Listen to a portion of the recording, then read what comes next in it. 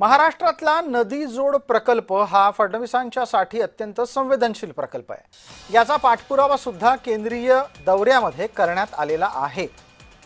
मुख्यमंत्री फडणवीसांनी 6,800 कोटी रुपये केंद्र सरकार महाराष्ट्रातल्या नदी जोड प्रकल्पाला देईल असं सांगितलंय।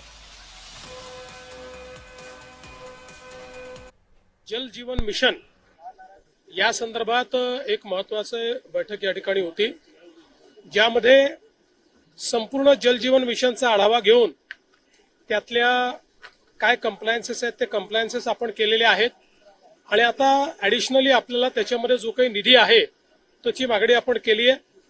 आपल्याला केंद्र सरकारने आश्वस्त केलं आहे की यावर्षी 75% जास्त ज्या स्कीम्स आपल्या पूर्ण झाल्या आहेत त्याच्याकरता आपल्याला पैसा मिळणार आहे। 50 ते 75 वाल्यांकरताही पैसा मिळणार आहे।